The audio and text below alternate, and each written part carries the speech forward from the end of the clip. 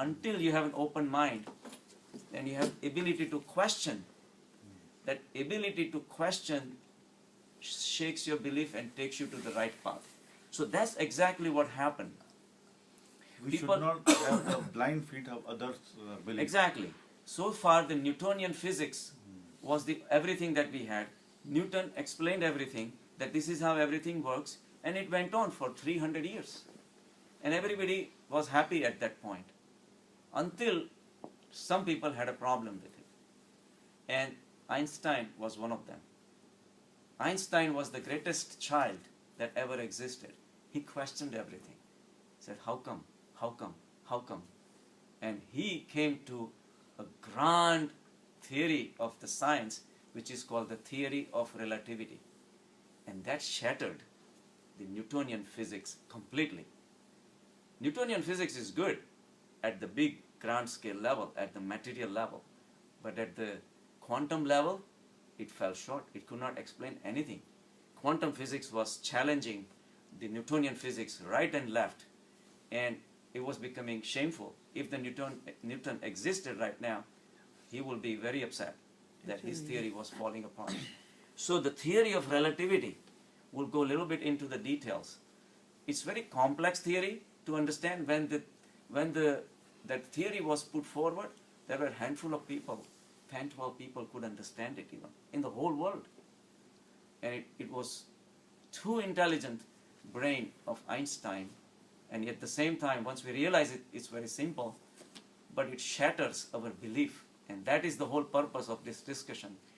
The theory of relativity shattered our beliefs in the material world. So, what has happened is, there were some simple observations were done. For example, Einstein said that you are standing on the shore and a boat is speeding right in front of you at 30 miles an hour.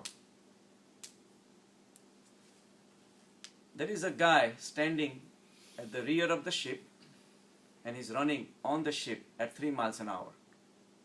If you measure the speed of that guy, it will be 33 miles an hour, because 3 miles of his own speed gets added to the 30 miles an hour speed of the boat. But at the same time, if somebody is sitting in the ship, measuring the speed of that guy comes only 3 miles an hour, because the environment of the ship is moving with the observer on the ship, with the guy who is running. So the whole environment is moving at 30 miles an hour.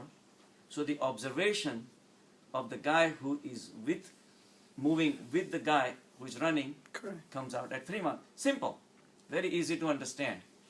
So Einstein said that means our steadiness changed the results of the experiment. Simple, it's again easy to understand, that if I observe sitting on the shore, one guy is running at 33 miles an hour, but if the guy is over there, it's only 3 miles an hour. At the same time, if you realize, if you have a truck driver driving at 75 miles an hour, another truck approaching you at 75 miles an hour, if you did not know that you are in a truck measuring this thing, to you the speed of the truck would be 150 miles an hour. It gets added. Your speed gets added to your measurements. So all your experiments, where are being conducted, at what speed, determines what is the outcome. So your movement at rest, which you may believe at rest, may not be different. It totally will be different, right? So the theory of relativity started shaking all these things. So now, for example, if a guy is traveling very fast, so they came to these conclusions, and he's holding a rod 12 inches long. To him, he's traveling with the rod, which is 12 inches, in reality is 12 inches long. But if you're standing here and watching him pass by, to you the rod will appear 10 inches. And in reality it is 12 inches. So all these observations started telling Einstein that after all, the world is not what it is that what we believe, what we observe is different. It all depends what is your steady state. There is nothing like a steady state. Like we said, we always sitting here, we think that this is peace, we are not going anywhere. But we are going with the sun. I mean with the earth rotating around the sun, earth rotating over its own axis. All these things adds up to create this grand illusion. So he observed a lot of things, that moving objects appears shorter in the direction of its travel. If it's going the other direction, then it will appear longer. Instead of 12 inches, it may look 14 inches. So they said the same way, if you measure the mass of the object, it appears getting bigger as it travels, because the energy of traveling gets added, because energy and mass are converting into each other. Even the weight. Even the weight. So the mass appears also bigger. So the objects which are moving as the velocity increases, and at the speed of light, it becomes infinite. So all these observations were coming in front of Einstein, and he started questioning everything. The same way, if a moving clock, if somebody is moving with a clock, it will be, to him, is moving at the proper speed. To you, it will be moving slowly. For example, if there is an astronaut, he takes the spaceship at 100,000 miles a second, whatever, and you tell him that we want to communicate with you. You keep on sending me a signal every 15 minutes, right? So he will start, he keeps his promise. To him, the watch is at 15 running normally. He sends the signal to the earth every 15 minutes. So first the signal comes and you measure it 15 minutes. As it keeps on traveling, the 15 minutes starts becoming 17. And you think that maybe he's dozing off, because your watch is running now at a different speed than his watch. So then 17 becomes 30, then becomes an hour, and as it approaches the speed of infinite, it never comes. So to you, everything has changed, but to him, nothing has changed. And poor guy, even the signal is not coming, keeps on doing it every 15 minutes, rest of his life. But except that you're not even getting signals. So time is a concept rather than a reality. Time is not real. Time is relative. So that's why the theory of relativity, that everything is relative. So if you now understand the product of the space and time is constant. So realize that. So when the speed is expanding at tremendous speed, the time is getting slower. And if you're steady, you're not going anywhere, time is longer.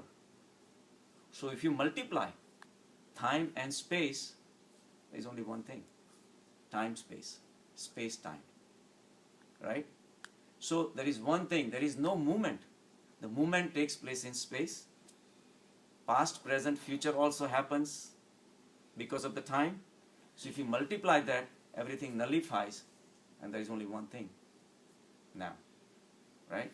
Same thing, mass and energy are interchangeable. So the energy turns into mass, mass into energy. It constantly keeps on happening. So if you multiply mass with energy, if you disregard the appearances, product of mass and energy is one. Now, this is beautiful. If you start with energy, it is going back and forth into mass.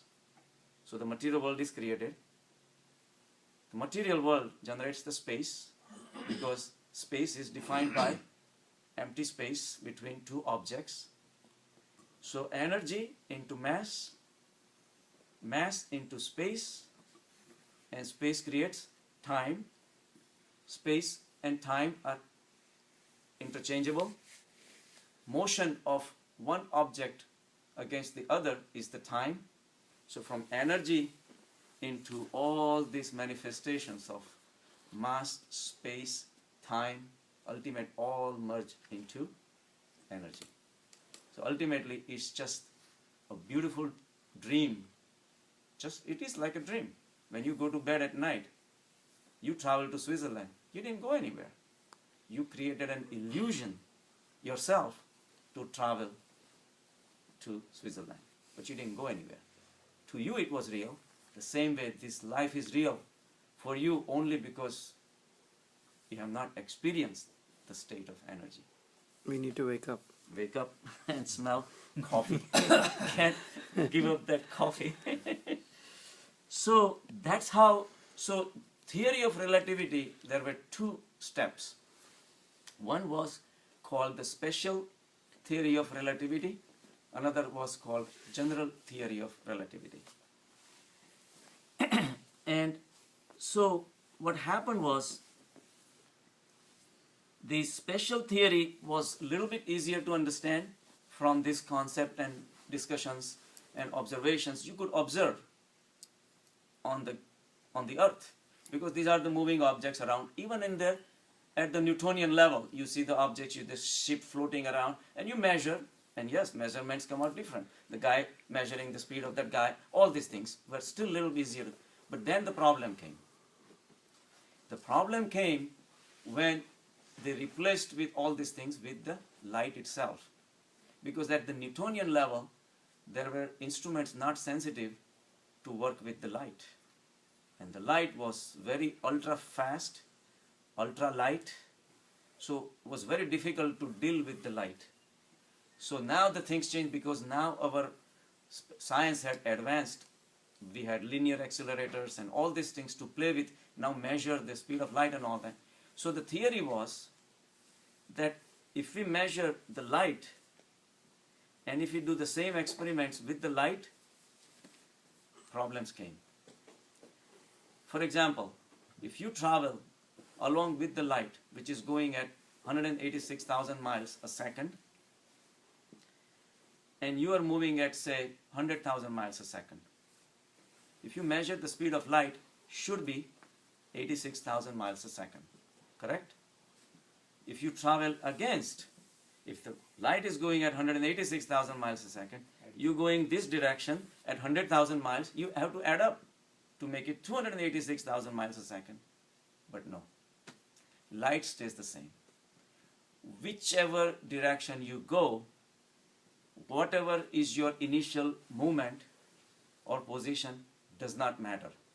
Light is always 186,000 miles a second, no matter what. This was a shock, because so far we had special theory of relativity, but now came a problem. It's been challenged. Theory of relativity has also been challenged. We'll see. We'll see. So far this is where we are. We need another theory to disprove one or the other, but this is the evolution of the science. That's what it takes us, right? So when the subject of the observation or the object of the observation was the light, the results were totally shocking. So they said that maybe we are wrong, and they tested it again and again and again. Several experiments were done, and they said no matter what position you check, the speed of light stays the same. So Einstein's mind was like a child. So he says, okay, I'll accept that speed of light is the same. People were not ready, because they had the Newtonian concept from the special theory of relativity that its speed has to change, but it's not happening. So they were not ready to accept it. So their minds were locked in. That, no, how could it be? How could it be? So Einstein accepted that. But then he said that, what if the speed of light is staying the same, but our measuring instruments are changing? Now nobody had thought about that. So he came up with such a thing that the instruments themselves are changing with the motion of you. Since you are not steady, how could your instruments be steady? So a moving instrument also could be changing that shape and size and the time and all these things. So maybe your method of measuring itself is changing. So if that's the case, and then later on it was proven, theory of relativity has been found accurate to that, because these experiments are very difficult to do at the light level, at such a tremendous speeds, until you deal at the very, so a lot of spaceships, and the satellites and have been, and they have done it, and they have been proven accurate to the smallest details. The theory of relativity has been proven, and so these were, so far they were only theories, right? So if, and now people have started accepting it, then literally the whole universe is bending its back to make one thing correct, to keep the speed of light constant. So if you are moving, the speed of light changes because your instruments are shrinking. Your time measurements of shrinking is different than somebody else measuring who is steady. So his instruments, which is relatively steady state, is measuring 186,000 miles a second. But if you are moving, your instruments are slowing down to measure the same speed. So as if the whole universe is putting its efforts to every single person to have the same experience wherever you go. So time is a relative thing. If you go in another pockets of the universe, their time also would be measuring the same, even though if you look it from here, it may look different. So everything is pointing to the realization that there is no single solid state, there is no single time for the whole universe. We don't control the universe, but every single person or every single community of evolutionary pockets of the universe is given an opportunity to observe the surroundings in a relatively steady state, as if it's a grand scheme. And it's so beautiful that once we come to this realization, it makes us so humble, and nothing really exists, and all we can do is bow down and join this beautiful march, because at the grand scale there is no way we can figure out the whole universe, and that's where our hands go down and just we bow down to the great consciousness. So the efforts, even though are long journey, hard journey, but ultimately it's the realization, and that should inspire us to go within and meditate and not stop at the quantum level. There is a lot more beyond the quantum physics, and that's the spirituality. So much for today. By doing